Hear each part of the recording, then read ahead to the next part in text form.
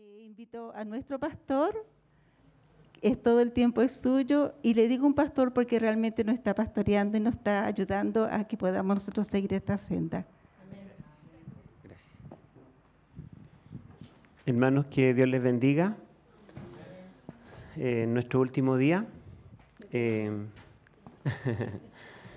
Bueno, pero esto es un incentivo, ¿verdad? Para que ahora el estudio personal sea mejor, ¿verdad? Tengamos una base más. Bueno, el tema de hoy es el Espíritu Santo y la lluvia tardía. Vamos a buscar allí en el Antiguo Testamento, en el profeta Joel. El profeta Joel.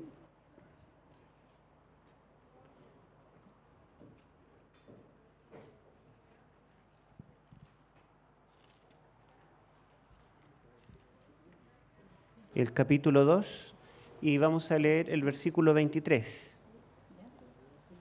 Capítulo 2, versículo 23.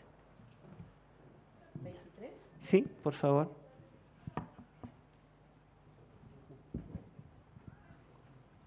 Vosotros también, hijos de Sión, alegraos y gozaos en Jehová vuestro Dios, porque os ha dado la primera lluvia a su tiempo, y hará descender sobre vosotros lluvia temprana y tardía, como al principio.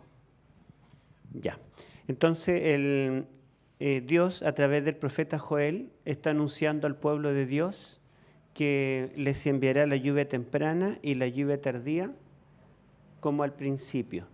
Si nosotros conocemos el contenido, el contexto de Joel, Joel es un profeta que tiene que anunciar juicio contra Israel o contra Judá por causa de la apostasía y del pecado de Israel.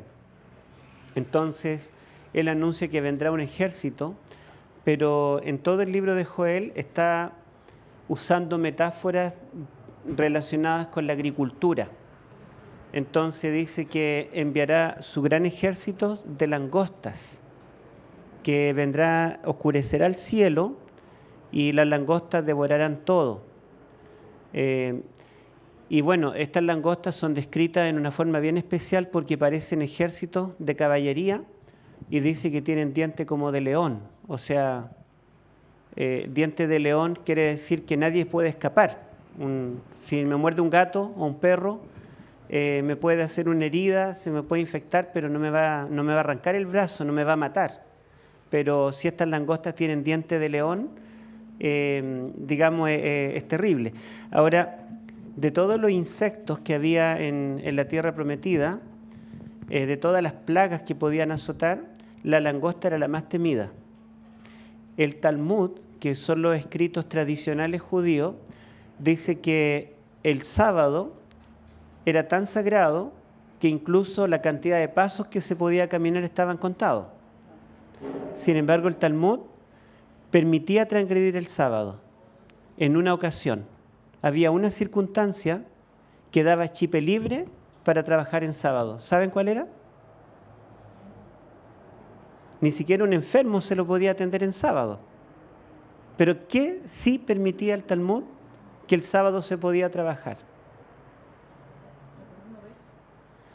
Si es que en sábado aparecía una manga de langosta en el horizonte, todo el mundo podía trabajar. Podían cargar los sacos, guardarlo en un lugar cerrado, podían cosechar, podían trabajar para salvar el alimento. Porque donde pasaba una manga de langosta, se comía todo. Y recuerden que ellos no dependían del supermercado, ni de la vega. Ellos dependían de la cosecha, que era anual. Una vez al año cosechaban su producto y cuando venía la langosta se comía todo y los dejaba un año entero sin sustento. Así que el Talmud era tan estricto con el sábado, se dice que había 39 por 39, más o menos 1500 y tantas prohibiciones en sábado. Pero el sábado se podía transgredir si venía una manga de langosta. Los libros de entomología, que son, digamos, los que hablan de insectos, dicen que de todos los insectos que existen, el que tiene los dientes más fuertes, más duros, es la langosta. Y aquí dice que este ejército de langosta tendrá diente de león. y devorará todo, destruirá todo. Y este ejército en realidad no es literal, langostas que van a venir y se van a comer la cosecha, sino que son ejércitos humanos, los ejércitos de Asiria y Babilonia que destruyeron el pueblo de Dios. Acá, si ustedes pueden ver el mismo capítulo 2 del libro de Joel, el capítulo 2, versículo...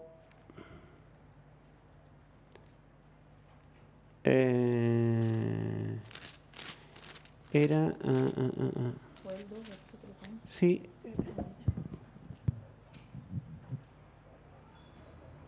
Hay el 25. El 25. ¿Qué dice el 25? Joel 2:25. Yo les compensaré a ustedes por los años en que todo lo devoró ese gran ejército de langostas que envié contra ustedes. Las grandes, las pequeñas, las larvas y las orugas. Ya. ¿Se dan cuenta que Dios dice que estas langostas, tanto pequeñas, larvas, adultas, etcétera, voladoras, caminadoras, estas langostas son un ejército, su ejército que Él envió. Pero todo lo que este ejército destruyó, Dios lo volverá a restituir. ¿Sí? Y Dios enviará la lluvia temprana, como leímos en el 23, y enviará la lluvia tardía para que haya abundancia, ¿sí? Haya una gran cosecha. Bueno, ¿cuándo era la lluvia temprana y la lluvia tardía? La lluvia temprana era la lluvia que caía en otoño. Perdón, a ver, ¿cuándo ¿cuándo comienza el invierno? Bueno, el invierno comienza después de otoño. En otoño, ¿verdad? Al terminar otoño, caía la lluvia temprana. Y en ese tiempo ellos sembraban los campos. Entonces la lluvia temprana regaba el campo, regaba la semilla recién sembrada y le permitía brotar. Hay semillas que si uno las tira, las entierra, si la tierra está seca, pueden permanecer años sin brotar si no le llega agua, ¿verdad? Entonces ellos sembraban y esperaban, ¿qué cosa? La lluvia temprana. Caía la lluvia temprana y permitía que la semilla brotara. Y después venía el invierno, así que era natural que hubieran lluvia. Podía ser a veces mucha, poca, pero esas lluvias intermitentes del invierno hacían que la semilla, la plantita fuera creciendo, y luego en primavera, cuando era la cosecha, el grano estaba verde y se acababa el invierno, ya dejaba de llover. Pero el grano verde, la espiga verde, no servía, no se podía comer. Entonces hacía falta lo que se llamaba la lluvia tardía, que era lo que le daba la suficiente, digamos, riego a las plantas para que la semilla madurara y sirviera para la cosecha. O sea, la lluvia temprana preparaba para la cosecha finalmente. Así que la lluvia temprana era antes del invierno y la lluvia tardía era después que pasaba el invierno. Y toda esta metáfora agrícola que utiliza el profeta aquí está representando la historia de la salvación, ¿sí? Cuando dice que vendrá este ejército de langostas, dice que se arrepientan, que toquen trompeta, que se arrepienta el novio, la novia, los sacerdotes lloren en el altar. O sea, no es algo, digamos, con el campo netamente, sino que tiene que ver con una destrucción que va a afectar al pueblo. Por lo tanto, la lluvia temprana como la lluvia tardía también tiene un sentido metafórico. Es algo que nos puede regar a nosotros para que crezcamos, ¿sí? La Biblia representa también, a través de metáfora agrícola, nuestra salvación. Nosotros, ¿verdad?, somos la buena semilla que el Señor plantó. ¿Se acuerdan? Que el agricultor plantó. Y esta semilla también puede caer en buena tierra, en mala tierra. Entonces necesita la semilla del Evangelio que nace en nuestro corazón cuando conocemos al Señor, necesita la lluvia temprana, que es el Espíritu Santo en nuestra vida cuando nos convertimos y que es necesario para que nosotros comencemos la vida cristiana. Y por el resto de la vida cristiana tenemos la presencia del Espíritu Santo en nosotros, pero tiene que llegar un momento final, ¿verdad? Cuando venga la lluvia tardía, y la lluvia tardía representa el derramamiento del Espíritu Santo, que es el que nos preparará para la transformación final cuando Cristo venga. A través de la historia de la Iglesia cristiana, también ha habido derramamiento del Espíritu. Leamos aquí lo que dice Joel 2, versículo 28. Leamos 28 hasta el 32. Joel 2, 28 al 32. Y después de esto derramaré mi espíritu sobre toda carne, y profetizarán vuestros hijos y vuestras hijas, vuestros ancianos soñarán sueños, y vuestros jóvenes verán visiones. También sobre los siervos y sobre las siervas derramaré mi espíritu en aquellos días. Y daré prodigios en el cielo y en la tierra, sangre y fuego, y columnas de humo. El sol se convertirá en tinieblas, y la luna en sangre, antes que venga el día grande y espantoso de Jehová. Y todo aquel que invocare el nombre de Jehová será salvo, porque en el monte de Sión y en Jerusalén habrá salvación, como ha dicho Jehová, y entre el remanente al cual él habrá llamado. Ya. Entonces acá dice, y después de esto derramaré mi espíritu sobre toda carne, y profetizarán vuestros hijos y vuestras hijas, vuestros jóvenes verán visiones, vuestros ancianos soñarán sueños. En otras palabras, Dios derramará su Espíritu Santo y nosotros seremos capacitados con dones especiales, porque predicar, cantar, es algo que todos podemos hacer, unos mejor que otros, pero por ejemplo, profetizar no es algo que podamos hacer o tomar un curso de homilética para predicar o un curso de canto para cantar mejor. No podemos tomar un curso de profecía para profetizar. Eso es un don sobrenatural del Espíritu Santo. Entonces dice que vendrá el Espíritu Santo sobre el pueblo de Dios y tendremos dones sobrenaturales que nos van a capacitar para poder cumplir con la obra, la misión que Dios nos dio. Y si ustedes se dan cuenta, lo que describe allí tiene que ver con eventos finales, porque dice que el sol se oscurecerá, la luna no dará su resplandor, y dice que anuncia el día grande y terrible de Jehová, su venida. Entonces, esta lluvia del Espíritu Santo tiene que ocurrir ya al final de la historia, poco antes de que se cierre la puerta de la gracia. Sin embargo, nosotros sabemos que Pedro, en Pentecostés, ¿se acuerdan? Cuando vino el derramamiento del Espíritu Santo en Pentecostés, Pedro citó Joel y dijo, se está cumpliendo Joel 2. ¿Se acuerdan? Sí. Pero bueno, o se cumple en el tiempo final o se cumple en el tiempo de la Iglesia Apostólica. Hay profecías que tienen doble cumplimiento. La profecía apocalíptica a través de símbolos no puede tener doble cumplimiento, porque tiene un solo y único cumplimiento. Pero la profecía clásica, es decir, la profecía de los profetas comunes, no de Daniel ni de Apocalipsis, esa profecía puede tener doble cumplimiento. Ahora, tampoco la profecía clásica debe tomarse en forma arbitraria y decir, esto tiene doble cumplimiento porque a mí me conviene que tenga doble cumplimiento. Por ejemplo, cuando en Génesis capítulo 49 Jacob bendice a sus hijos y bendice a José, porque José será próspero, etc. Bueno, los mormones toman esa profecía y dicen que tiene doble cumplimiento, que tendría que nacer en algún momento del tiempo final otro hombre llamado José y que sería próspero, bendecido y formaría una nueva religión. Y ese fue José Smith. Entonces ellos dicen, bueno, ahí dice, con nombre, dice que Dios bendecirá a José. José será próspero. Se cumplió con José, el hijo de Jacob, pero también se cumple en torno a 1844 en José Smith, para formar la iglesia mormona. ¿Estará correcta esa interpretación? Porque las profecías clásicas pueden tener doble cumplimiento, ¿verdad?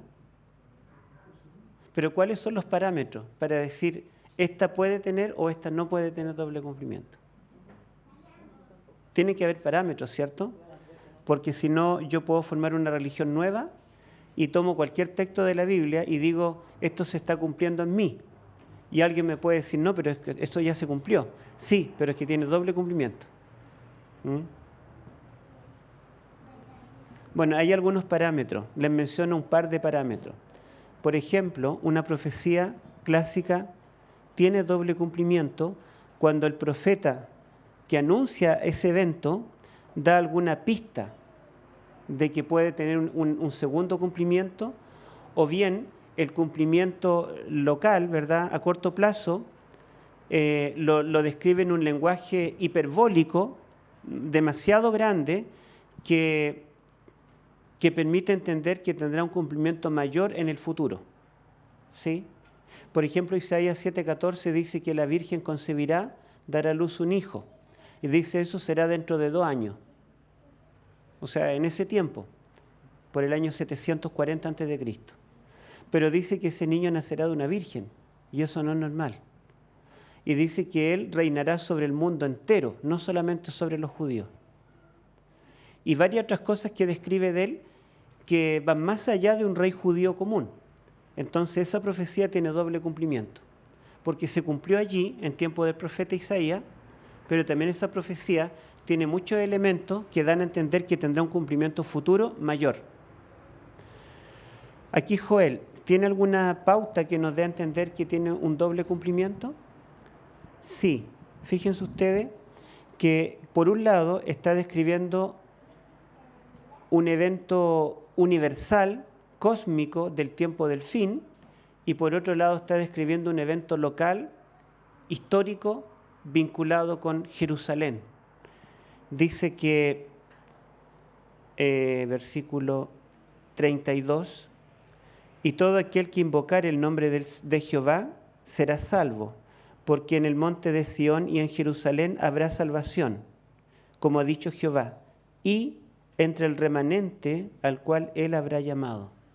O sea, este derramamiento del Espíritu Santo producirá conversiones, salvación en Jerusalén, en el monte Sión, pero dice también en el remanente al cual él habrá llamado. Por lo tanto, tendrá un cumplimiento en Jerusalén, literal, pero también tendrá un cumplimiento en el remanente final. Y por otro lado, otro principio para determinar cuándo una profecía tiene o no más de un cumplimiento es cuando una profecía del Antiguo Testamento, que nos damos cuenta que está para el tiempo del fin, un autor inspirado la aplica para su tiempo, antes del cumplimiento definitivo. En este caso nosotros tenemos que Pedro, autor inspirado por el Espíritu Santo, está en el libro de los Hechos, en el Nuevo Testamento, está diciendo que esa profecía se cumplió allí, en Jerusalén, en el monte Sión, sobre ellos. Entonces, como Pedro la está aplicando a su tiempo, a pesar de que esto está hablando del gran día terrible y glorioso del Señor cuando Él venga, entonces Pedro, como autor inspirado, le dio un primer cumplimiento, una primera aplicación allí, sin quitar, ¿verdad?, el segundo y definitivo o más grande cumplimiento que vendrá después. Así que una profecía clásica puede tener doble cumplimiento, pero no arbitrariamente la que se nos ocurra, sino cuando hay elementos en el pasaje, en la profecía, que dan a entender que tiene un cumplimiento localizado y posteriormente un cumplimiento más amplio. Y también cuando un autor inspirado le está dando ese doble cumplimiento, digamos, en la misma Biblia.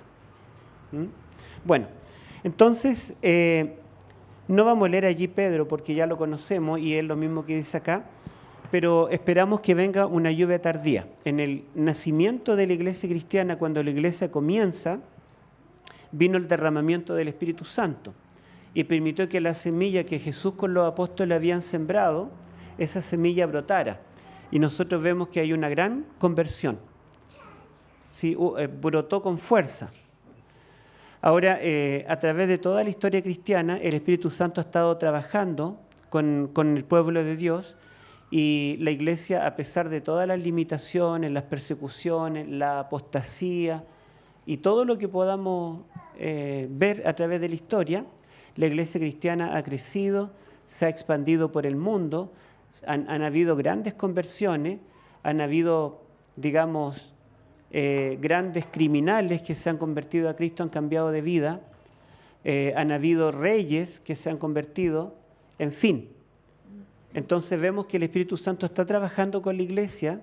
Podríamos decir que estamos viviendo la etapa del invierno a través de la historia, ¿sí? La lluvia de otoño, la lluvia temprana, fue el derramamiento del Espíritu Santo en Pentecostés, que Pedro reconoce como cumplimiento de Joel 2. Pero aguarda un derramamiento futuro mayor. Y eso será la lluvia tardía, que será justo antes de que venga Cristo, que nos capacite para dar el fuerte pregón, o sea, el último mensaje de advertencia al mundo. Podemos leer allí en Apocalipsis capítulo 18, Apocalipsis capítulo 18.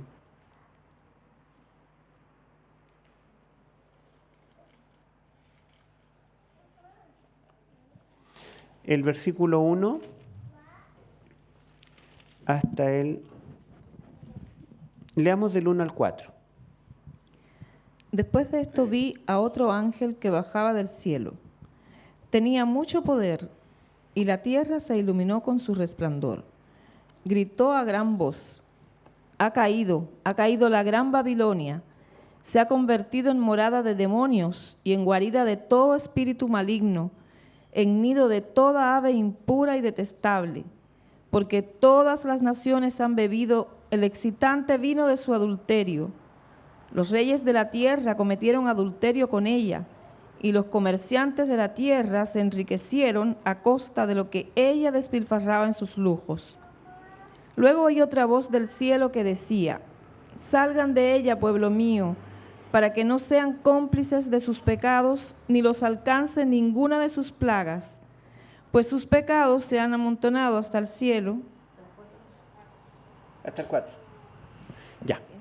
Entonces, dice acá que vio un ángel poderoso, un ángel fuerte que descendía del cielo con gran poder, y la tierra fue alumbrada con su gloria. Y este ángel viene a predicar un mensaje. Ángel en griego significa mensajero.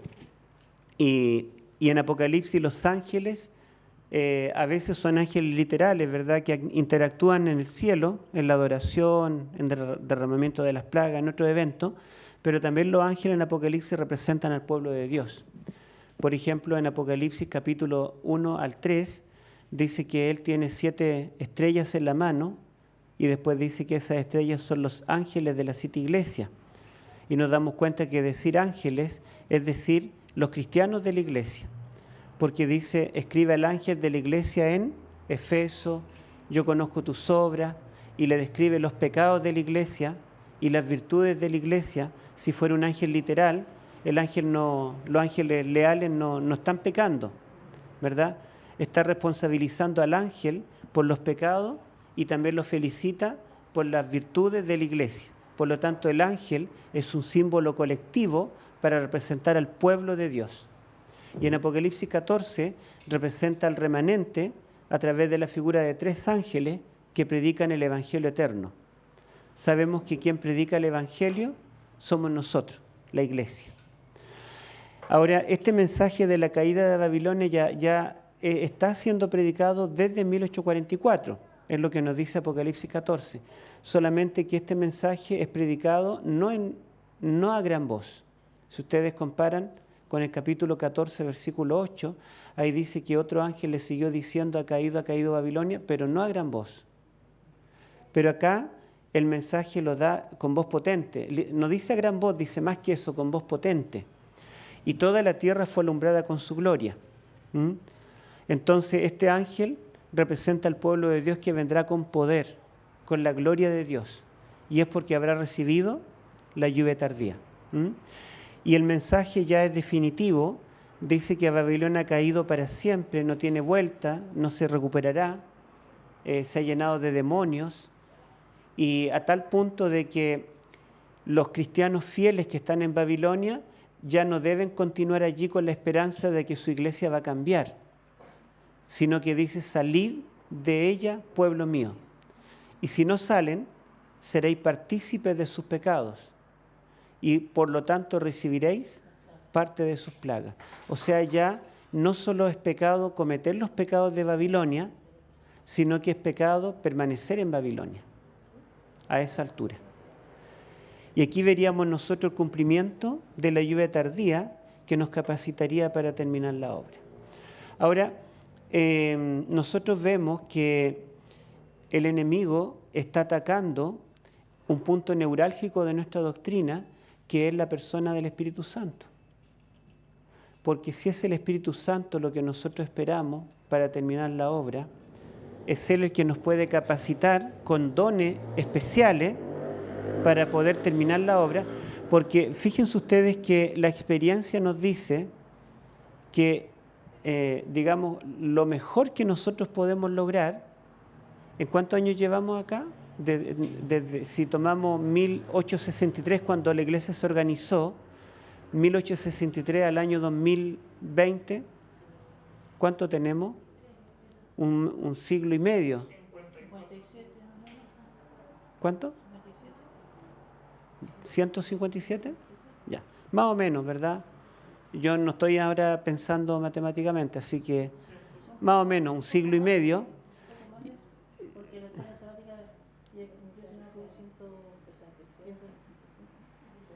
Bueno, llevamos ya más de 150 años predicando, ¿sí? Y tenemos un montón de tecnología. Hoy en día no tenemos como la Edad Media los valdenses que tenían que a mano en la noche con vela escribir porciones de la Biblia para el otro día entregarlas. Nosotros no, porque Biblia, ¿verdad?, están impresas, hay baratas, algunas se regalan.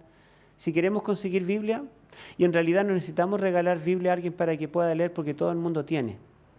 Incluso podemos nosotros mismos decirle: présteme el celular, le bajamos una aplicación, ahí tiene un montón de Biblia. Ahora hay otros recursos que antes no había. Y a pesar de todo, y a pesar de los recursos que tenemos, que son muchos más de lo que tenían los apóstoles, vemos que en más de 150 años los adventistas somos una minoría. Y en realidad nosotros nos conocemos, sabemos del adventismo porque nos conocemos de hace años, pero alguien de afuera, en toda ciudad generalmente no conoce la iglesia adventista. Yo he tenido que viajar a varios lugares y a veces pregunto por la iglesia adventista y no tienen idea que existimos. Así que fíjense ustedes que la cantidad de personas que le hemos predicado el Evangelio son pocas. Hay mucha gente que no tiene idea de Cristo. Con tal que Chile es un país que medianamente está bien, o sea, tiene bastantes adventistas por población, por cada habitante. Pero en cambio otros países, como por ejemplo Asia, África, Europa, son muy pocos los adventistas presentes allí. Si no recibimos una ayuda sobrenatural, una ayuda divina, la verdad es que no terminaríamos la obra ni en 1000 años.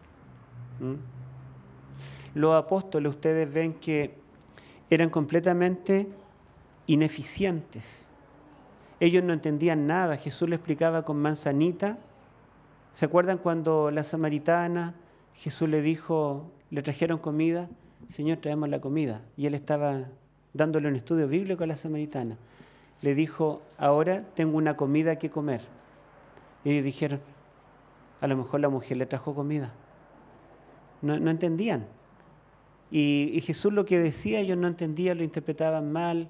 Jesús venía a cumplir una misión y ellos mismos estorbaban. Jesús les dijo, voy a morir para salvarlo. No, no te vamos a dejar morir. Entonces los discípulos en realidad eran completamente ineptos. No eran personas preparadas, no tenían estudio, eran burdos, toscos, eran tímidos, eran cobardes también. Por lo menos, aunque no tengamos educación, no tengamos cultura, pero si somos valientes, nos animamos, podemos hacer mucho. Pero los discípulos ni eso, ¿verdad? Eran cobardes. Cualquiera diría que ellos no iban a terminar nunca de predicar, pero ustedes ven que cuando viene la lluvia temprana del Espíritu Santo, esos discípulos ahora son otros. Ellos predican el Evangelio en todo el Imperio Romano.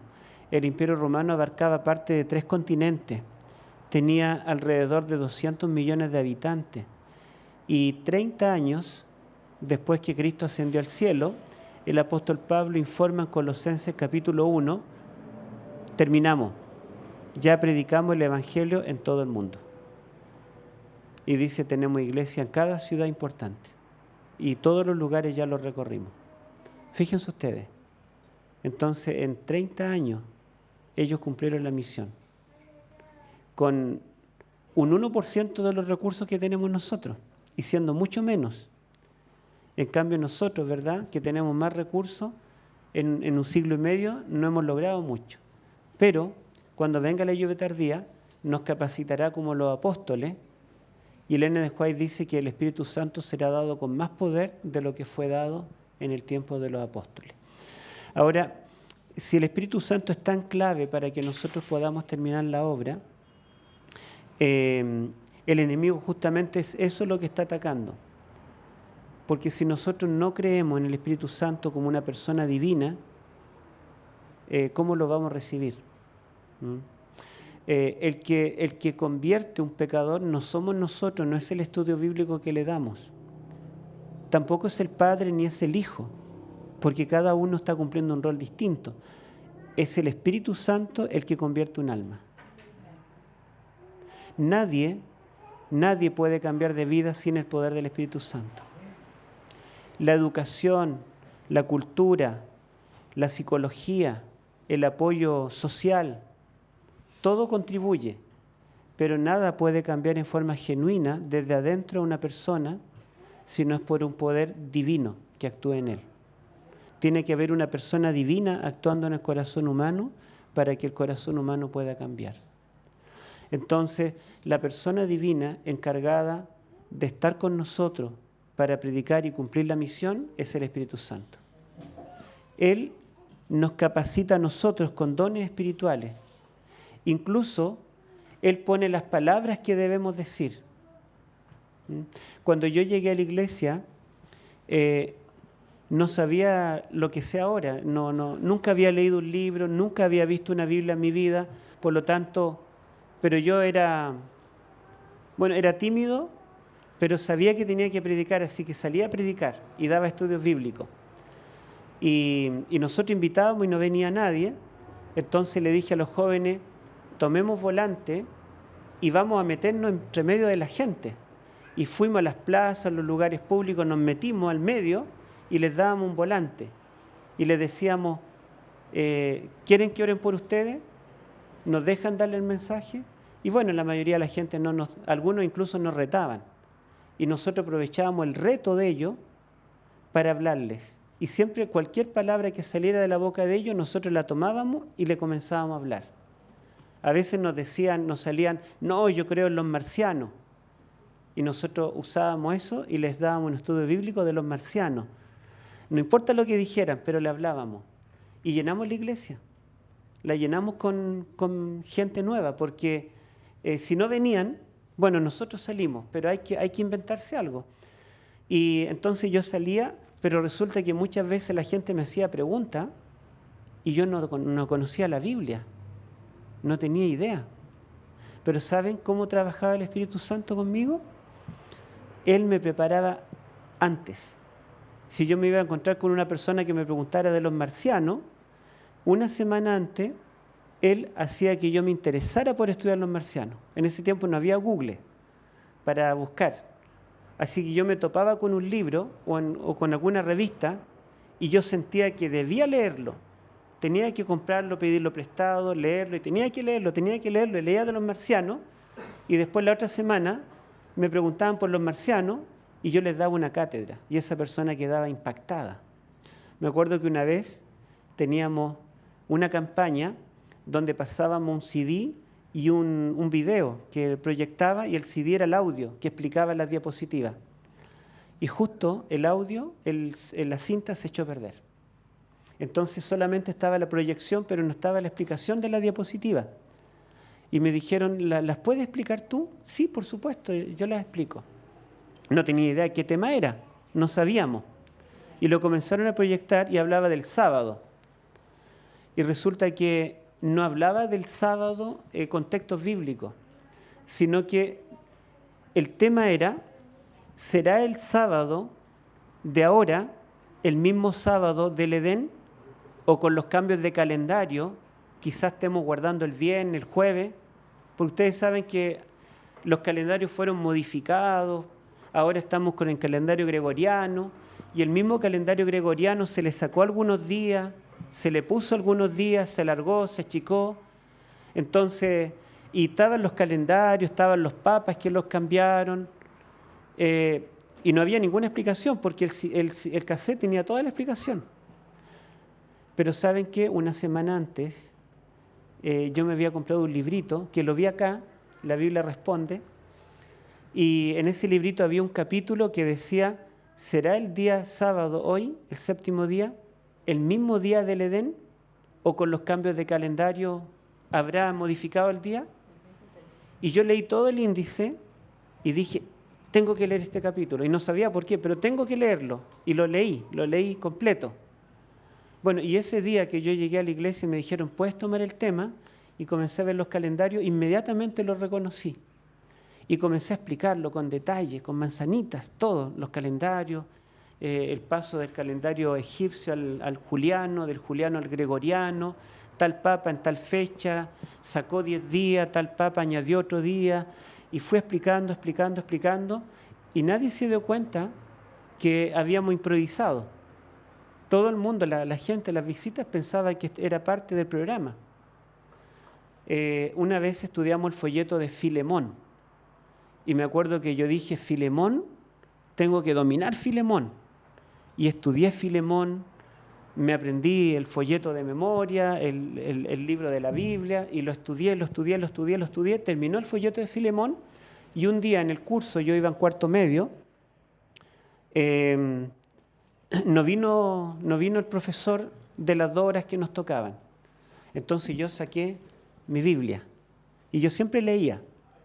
Y en esa oportunidad se interesaron los compañeros de atrás y los de adelante, y después los del lado y los del otro lado. Y finalmente quedé en el centro del curso y los 45 compañeros alrededor, y nos dijeron, háblanos de la Biblia. Y yo le dije, ok, ¿qué quieren hablar? Y un compañero dijo, háblanos de Filemón, porque yo sé que hay un libro en la Biblia que se llama Filemón, pero no tengo idea de qué habla. ¿Por qué no nos explica Filemón? Imagínense todo lo que les dije de Filemón, porque todo el trimestre habíamos estudiado Filemón y yo me había dedicado a estudiar Filemón, pero a fondo. Así que les di cátedra de Filemón, hasta hice un llamado al curso. Bueno, los 45 compañeros aceptaron estudiar la Biblia en mi casa. Les di estudio bíblico a los 45. Yo era tan nuevo, tenía el ímpetu, pero no tenía la experiencia, así que no sabía, digamos, llevarlo al bautismo, no sabía los pasos correspondientes, pero les di el mensaje. Entonces, fíjense ustedes cómo el Espíritu Santo va trabajando, porque como yo sabía lo que iba a venir. A lo mejor ustedes han escuchado una de las experiencias cuando he conversado con algún ateo. En una oportunidad, yo estaba en tercero de teología y me pidieron que visitara una joven en Santiago que se había hecho atea, pero ella era adventista de cuna. La mamá, la hermana, toda la familia sufrían porque ella era atea. Ella había estudiado historia en la Universidad de Chile y después de 5 años de haber estudiado historia se graduó, pero ella ya dejó de creer en Dios. Y no quería ser visitada, porque ella decía, si me visita algún hermano, yo los voy a confundir. Y los adventistas son tan ingenuos que me da pena, digamos, cuestionar la fe de ellos. Mejor que sigan felices en esa burbuja pensando que Dios existe y todo lo demás. Bueno, y el tema es que cuando la visitamos, entonces ella me dijo, mira, yo no quiero darte mis argumentos porque te veo tan feliz estudiando teología. No, le dije, dalos, no te preocupes. Me dijo, mira, yo estudié historia y la primera parte de la historia es la prehistoria. El hombre apareció hace unos 2 millones de años atrás y Génesis dice que el hombre fue creado 6.000 años atrás. La Biblia dice que todos venimos de Adán y Eva, pero la ciencia ha descubierto fósiles y cráneos de antepasados del hombre que tienen características de simio. ¿Cómo explicar los fósiles del Australopithecus, del Neandertal, Cromañón? Entonces me dijo, ¿y tú crees? Me dijo que literalmente Dios se agachó, sacó polvo, hizo al hombre de barro. ¿Y tú crees que después lo hizo dormir, le sacó una costilla, hizo una mujer de una costilla? ¿No crees que es un lenguaje mitológico? Entonces, bueno, era difícil la pregunta, ¿verdad? Para una joven que estaba preparada en historia, que había leído muchos libros con los mejores profesores en la Universidad de Chile, y resulta que, bueno, en la parte teológica yo pude darle una respuesta muy sólida, que ya ahí le gané la primera batalla, la parte bíblica, Adán y Eva, pero después venía la parte de la prehistoria. Bueno, 3 meses antes, Dios me obligó a leer una enciclopedia de la prehistoria. Yo fui a una biblioteca para buscar libros de teología y cuando iba pasando, como que algo me desvió la mirada y vi una enciclopedia de la prehistoria de 40 volúmenes. Y yo dije, tengo que leerla. Pero nunca me gustó la prehistoria. Entonces dije, no tengo que leerla, yo quiero leer de teología. Pero algo me decía, tienes que leerla. Y yo no quería leerla. Eran 40 volúmenes. Entonces, bueno, yo pasé de largo porque quería libros de teología, pero al final tuve que devolverme porque fue demasiado la insistencia y saqué el tomo 1, me lo llevé y yo tenía el lunes disponible para ir a la biblioteca, entonces me puse la meta de leer un volumen por semana y todos los lunes entregarlo y sacar el otro. Y estuve leyendo y leí 20 volúmenes y fui a visitar a este joven, pero sin tener idea que ella me iba a hablar de prehistoria. Esa enciclopedia es la enciclopedia Time Life. Pero ¿saben lo sorprendente? Es que esta joven, después que yo le di los argumentos bíblicos, corrió una cortina, me dijo, esta es mi biblioteca, tenía una biblioteca, y me dijo, mira, esta es la mejor enciclopedia de prehistoria, son 40 volúmenes, la enciclopedia Time Life. Ahí están todos los argumentos de los mejores científicos, paleontólogos, antropólogos, que demuestran que la prehistoria, con el hombre simio, esos fósiles intermedios, eso existió, aquí están las evidencias. Bueno, pero yo acababa de leer los 20 primeros volúmenes, entonces le dije, ¿tú los leíste? No todavía, me dijo, pero he leído algunas partes. Yo le dije, bueno, saquemos el volumen 1. Y ahí le di cátedra, después el volumen 2, el 3, el 4, el 5, le comencé a mostrar y le demostré que los mismos científicos reconocen que no es posible que el hombre salió del mono y que todo esto es una reconstrucción artificial que se cambia cada cierto tiempo. Está todo basado en presuposiciones, pero no hay nada sólido.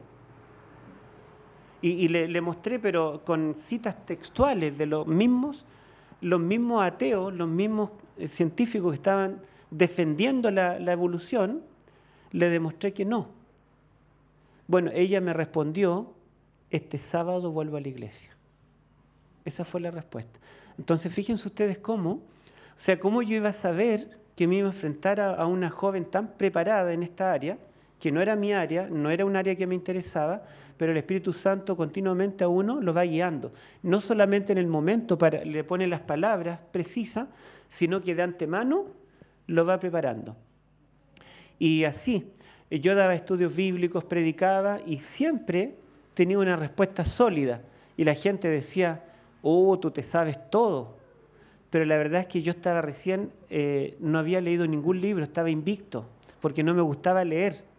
Entonces lo único que yo sabía era ese tema, porque Dios me había guiado de antemano a ese tema.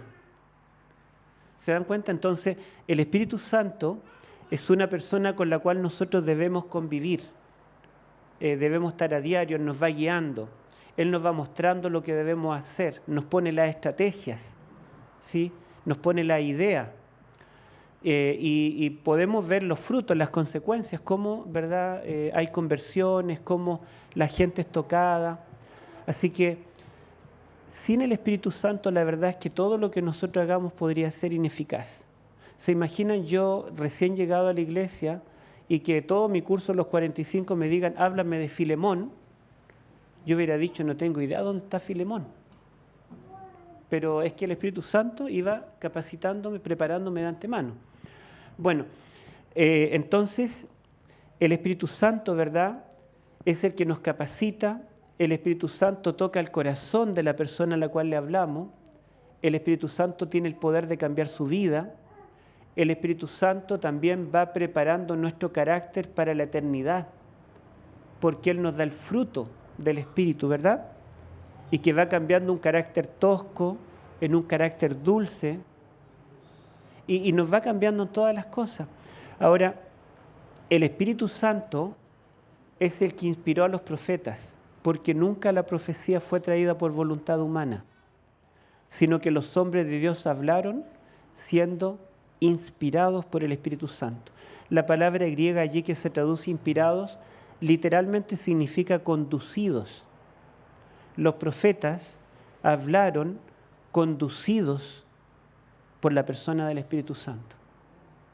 Y cada vez que nosotros abrimos la Escritura y oramos al Padre en el nombre del Hijo, tenemos que pedir el Espíritu Santo para que Él nos guíe a toda verdad, porque Jesucristo dijo que Él nos dará el Espíritu y será Él el que nos guiará a toda verdad. Y dice también que será el Espíritu Santo el que nos hará saber todas las cosas y lo que habrá de venir. Entonces, para entender el Apocalipsis, para entender Daniel, necesitamos la persona del Espíritu Santo. Hay una cita de Elena de White que está en el Conflicto de los Siglos, donde dice, el espíritu con el cual os aboquéis a estudiar las Escrituras determinará la persona que estará al lado vuestro para auxiliaros. Dice, el Espíritu Santo está allí para enseñarles, para guiarlos. Si vamos con un corazón humilde y con la disposición de aprender de Él. Pero dice, Satanás estará de vuestro lado cuando ustedes estudien con espíritu arrogante, con autosuficiencia y con el propósito de demostrar vuestro conocimiento, exaltarse a sí mismo. Será Él el que ponga ideas erradas de la palabra de Dios en vuestra mente. O sea, el Espíritu Santo está allí a nuestro lado, guiándonos, enseñándonos, dándonos nueva luz. Yo creo que a todos nos ha pasado que a veces leemos un texto que toda la vida lo hemos leído y de pronto lo leemos y parece que se nos prende la ampolleta, descubrimos algo nuevo. Es que el Espíritu Santo está al lado iluminándonos. Pero por otro lado, ¿verdad? Si nosotros vamos con arrogancia, con espíritu de autosuficiencia, con el propósito de exaltarnos a nosotros mismos, entonces será Satanás el que estará a nuestro lado, guiándonos en una interpretación errónea. Vamos a terminar con Apocalipsis 13, vamos a leer 13, ya leímos algo del capítulo 2 y 13, ¿y por qué digo estos textos? Porque estos capítulos son el centro del Apocalipsis y nos hablan de la batalla final, y el capítulo 12 presenta al dragón, ¿se acuerdan? El dragón con 7 cabezas, 10 cuernos y 7 coronas. El capítulo 13 presenta la primera bestia que sube del mar, y la bestia tiene 7 cabezas, 10 cuernos y 10 coronas. Después aparece una segunda bestia de la tierra, y la bestia de la tierra dice que tiene cuernos como de cordero, pero habla como dragón. Entonces el dragón es visto en el cielo, la primera bestia en el mar y la segunda en la tierra. Ellos 3 están abarcando todo el escenario de este mundo. Ellos quieren llegar a este mundo entero. Ahora, lo interesante, que yo no sé si ustedes lo han notado, es que estos 3 personajes en realidad no están luchando contra nosotros.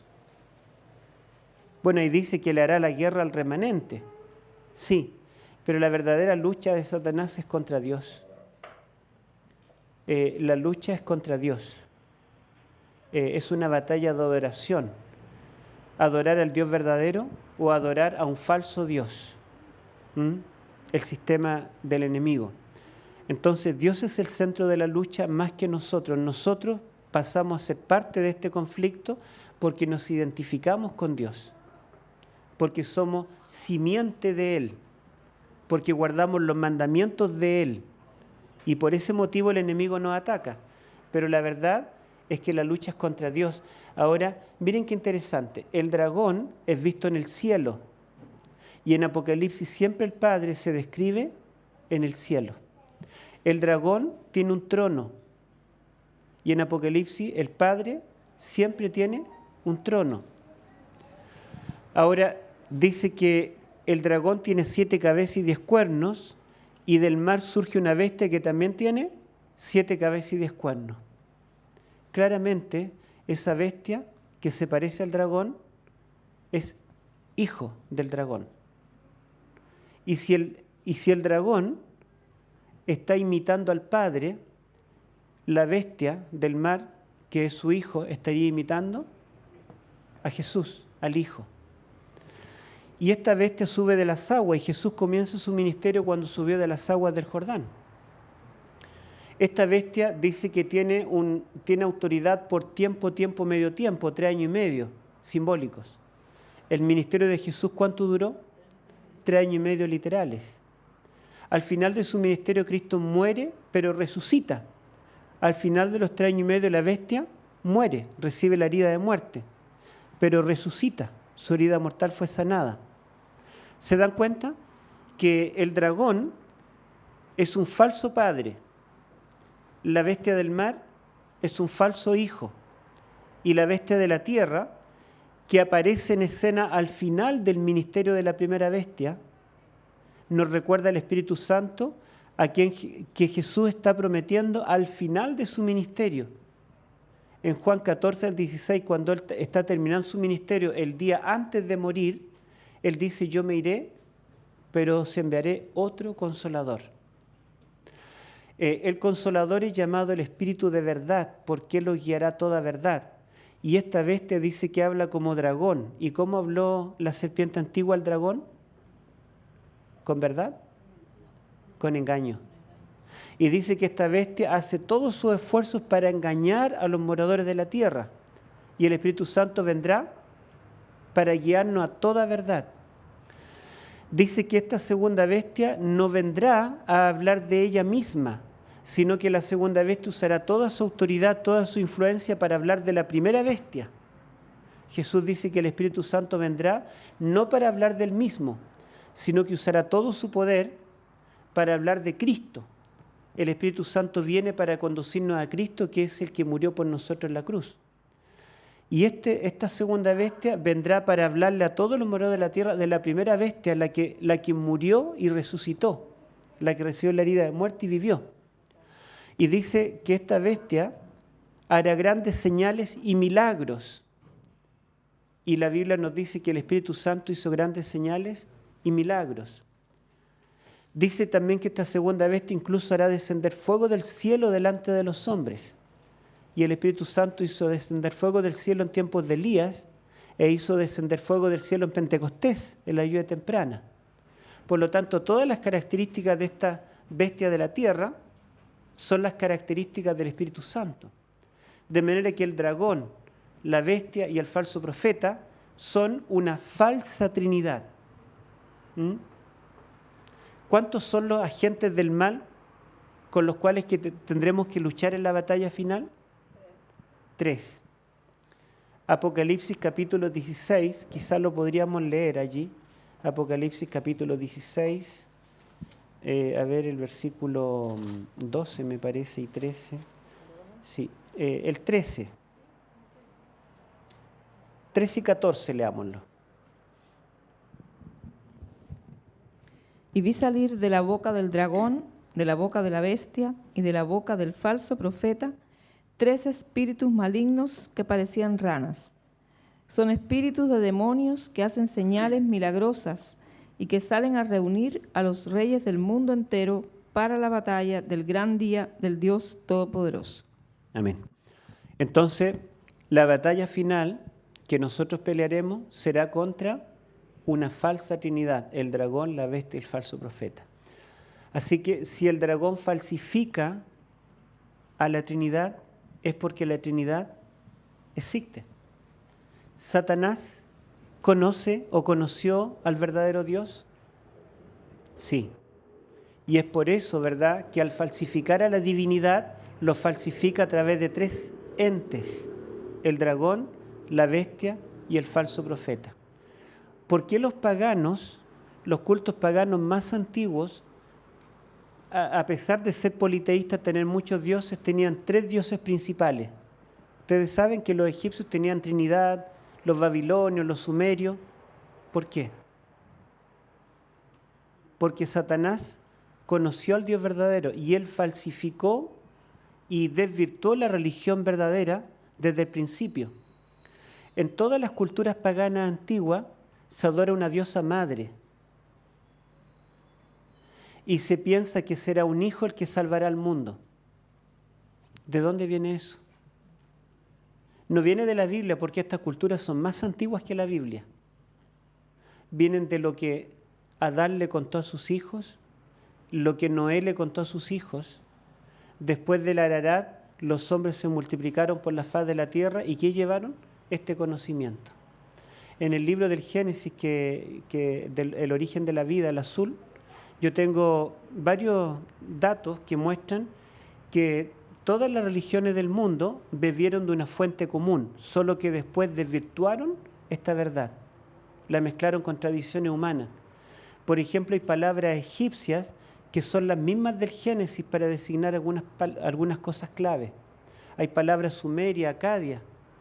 El chino, el japonés antiguo, por ejemplo, ¿cómo se dice justificación en chino y en japonés?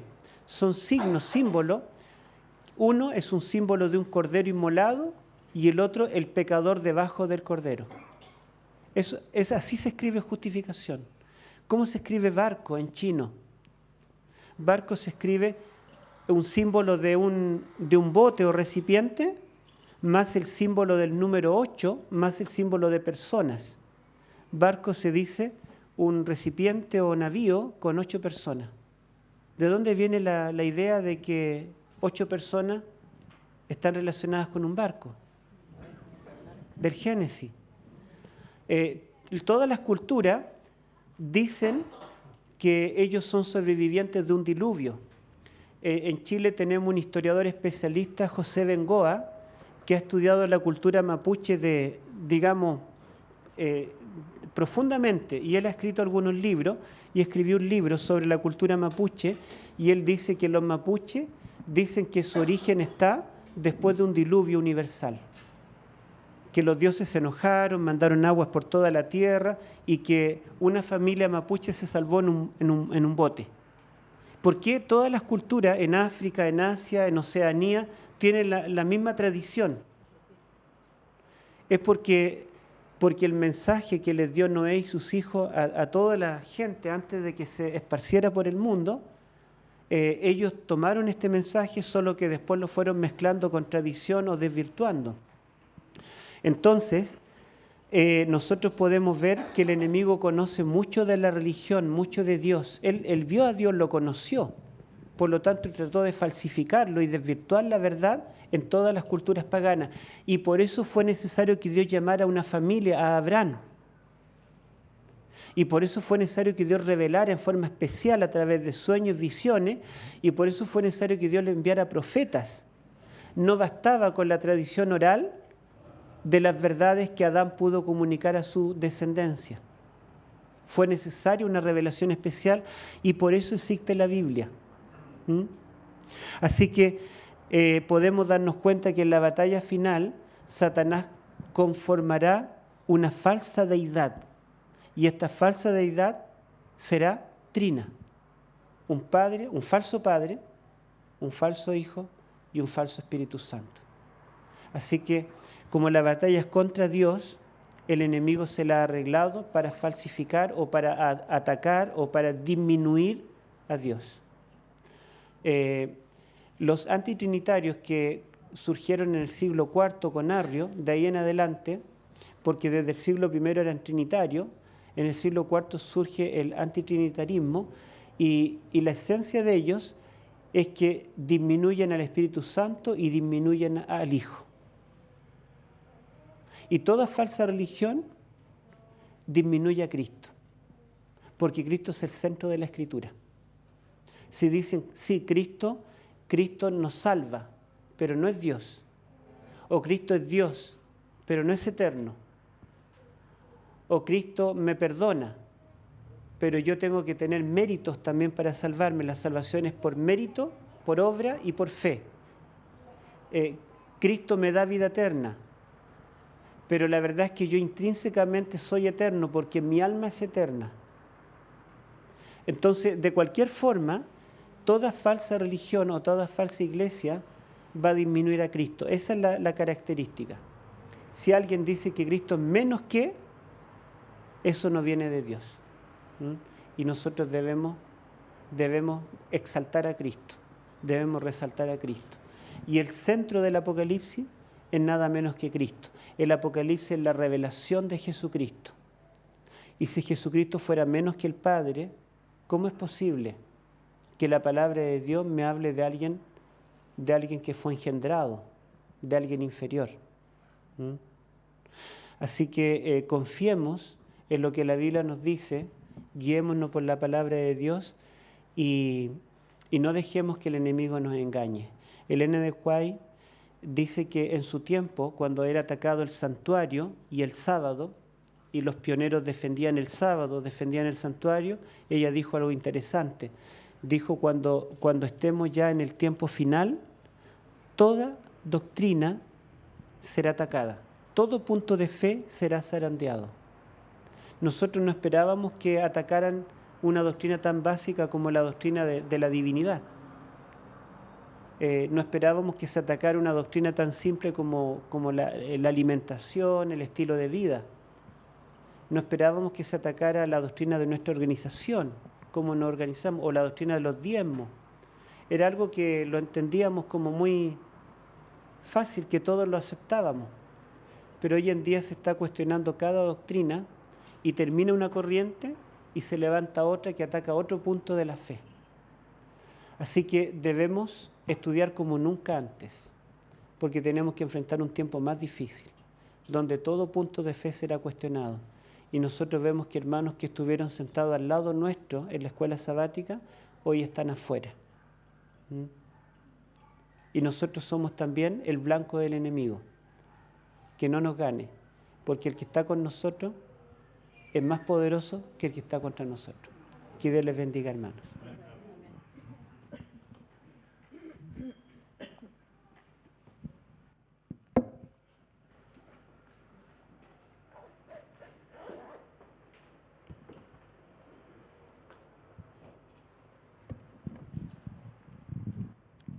Damos gracias, pastor, por este hermoso tema. Ya llegando al final ya de este seminario de Maranata. Luchito, demuestra los papeles. ¿Quién tiene listas las preguntas? ¿Quién hizo alguna pregunta, alguna cosa para poder hacerlo? Hay dos preguntas. Perfecto.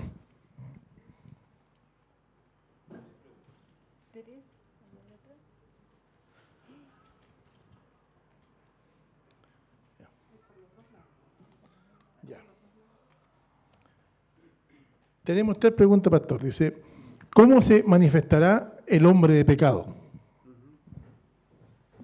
Ya. Bueno, el hombre de pecado, del cual habla Pablo allí en 2 Tesalonicenses capítulo 2, él está usando terminología de Daniel. Él cuando habla del hombre de pecado se está refiriendo al mismo personaje que en Daniel 7 y Daniel 8 se lo representa como el cuerno pequeño, o en Daniel capítulo 11 se lo representa como el rey del norte. Y la verdad es que el hombre de pecado, en el pensamiento pentecostal, dispensacionalista, se manifestará después del rapto secreto. O sea, no nos va a afectar a nosotros los cristianos porque vamos a ser raptados y después que nosotros nos vamos, viene el hombre de pecado. Pero Pablo dice que el hombre de pecado ya está en acción en el tiempo de él. O sea, esa apostasía que se manifestará como algo abominable y perseguidor, inquisidor, porque le llaman la abominación desoladora, que desola, persigue, ya se está manifestando en su tiempo. Sin embargo, Pablo lo anuncia como algo futuro todavía. No se ha manifestado en su tiempo. Esta idea de que el hombre de pecado se manifestará en el futuro, que todavía no está, no es lo que nosotros creemos, no es lo que entendemos, sino que el hombre de pecado pasa a ser un símbolo o un anuncio de la apostasía dentro del seno del cristianismo, y sería el papado.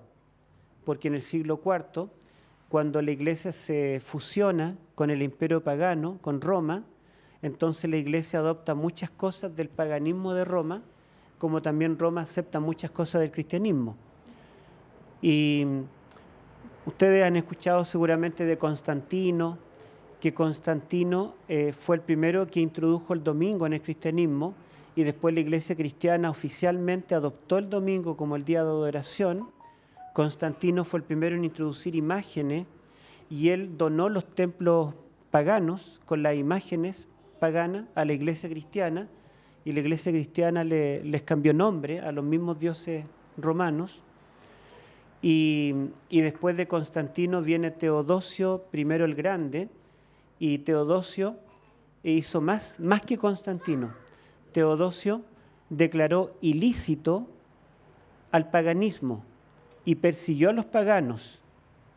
Y él declaró que el imperio romano ahora es el imperio romano cristiano, porque declaró al cristianismo, lo declaró como la religión oficial y única del imperio romano. Así que desde el año 380, el imperio romano ahora es un imperio cristiano, pero un imperio cristiano con una religión mezclada. Esa es la manifestación del hombre de pecado. Hay detalles en el texto donde se puede demostrar con más profundidad, pero esto es a grandes rasgos. Gracias, pastor. Vamos a la segunda pregunta. Dice, ¿es posible recibir la lluvia tardía sin haber recibido la lluvia temprana? ¿Cómo convences a una persona que no cree en el Espíritu Santo, pero sí cree en todo lo demás? Bueno, Elena de White es muy clara diciendo que nadie recibirá la lluvia tardía si primero no recibe la lluvia temprana. Ahora, históricamente, ¿verdad?, hubo una lluvia temprana en el nacimiento del cristianismo, en el siglo I, en el Pentecostés, y habrá una lluvia tardía al final de la historia cristiana, justo antes de que acabe la gracia, cuando termine nuestra misión, suene la séptima trompeta y ya no prediquemos más, porque nadie más se va a convertir. Entonces, desde que comenzó a predicar el cristianismo, hubo una lluvia, la temprana, y cuando termine de predicar el cristianismo, habrá una lluvia, la lluvia tardía. Y Apocalipsis 14 dice que Cristo vendrá, el Hijo del Hombre, con la hoz aguda, para cegar la mies de la tierra, porque la mies ya está madura, ya recibió la lluvia tardía. Ahora, individualmente nosotros también debemos recibir una lluvia temprana y una lluvia tardía. La lluvia temprana es la presencia del Espíritu Santo en nuestra vida en la conversión. Cuando nos convertimos, cuando nacemos de nuevo, no es que yo nazca de nuevo porque tengo fuerza de voluntad y cambié, sino que el nuevo nacimiento en realidad lo da el Espíritu Santo. Él crea en mí una nueva criatura. La palabra nacer de nuevo, la palabra nuevo que aparece allí en el Nuevo Testamento griego, en realidad no es la palabra común que se utiliza para nuevo, sino que es una palabra que significa literalmente de arriba. Cuando dice nuestra Biblia nacer de nuevo, significa nacer de arriba. Cuando Jesús le dice a Nicodemo, de cierto te digo que si tú no naces de nuevo, no puedes ver el reino de Dios, debiéramos decir, de cierto te digo que si tú no naces de arriba, no puedes ver el reino de Dios. Porque Nicodemo era un erudito en la Biblia, se la sabía de memoria, era un rabino, parte del Sanedrín. Él pensaba que solo con diálogos, ¿verdad?, con otro rabino como Jesús, él podía nacer de nuevo, porque estaba en la cultura, en el conocimiento que él tenía, lo que él podía lograr espiritualmente. Pero Jesús le dice, de cierto te digo que si no naces de arriba, no de lo que tú puedes aprender, ni de tu intelectualidad, ni de lo que tú sabes. Así que necesitamos al Espíritu Santo, pero la pregunta decía algo más. ¿Cómo hablarle a alguien que no cree en el Espíritu Santo?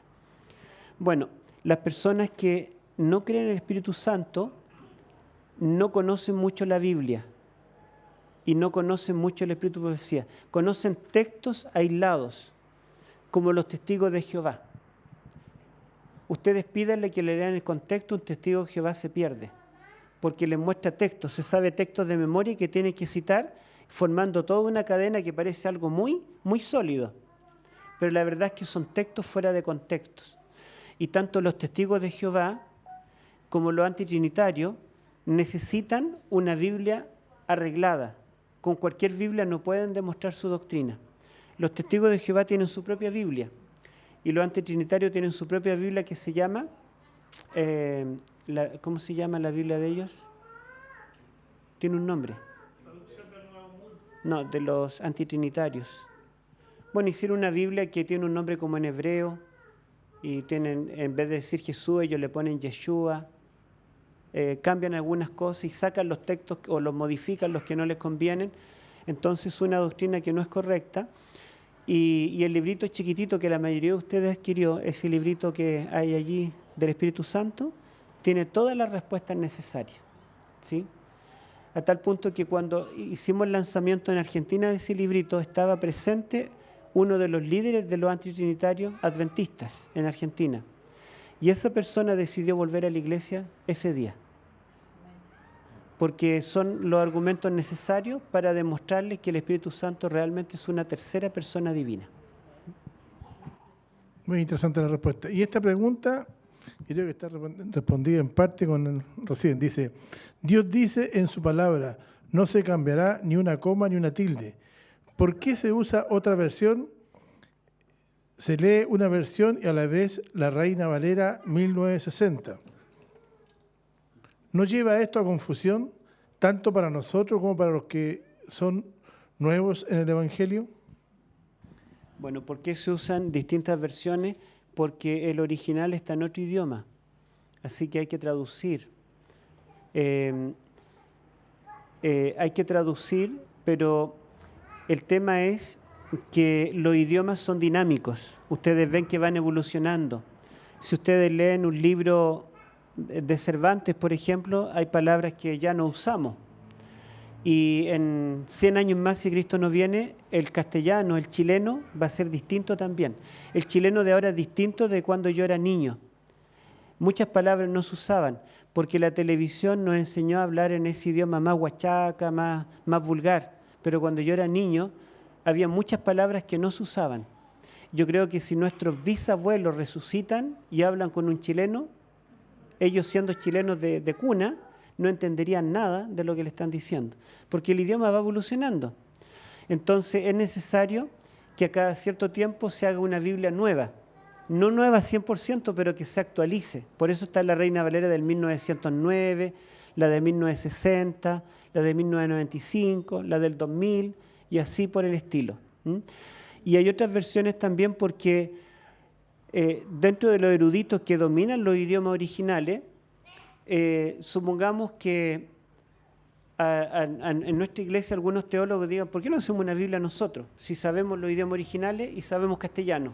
Y aparece una nueva Biblia porque un grupo de especialistas decidió hacerlo. Y por otro lado, otro grupo, hay Biblias católicas, que la Iglesia Católica tiene su erudito y ellos traducen. Hay Biblia evangélica. Entonces hay distintas versiones que han aparecido.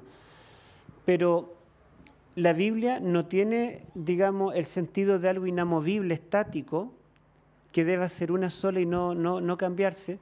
La Biblia no se cambia el contenido, pero en cuanto a traducción, es bueno que haya más de una versión, porque eso nos permite poder tener más de una versión y entender mejor el sentido de lo que Dios nos quiere decir.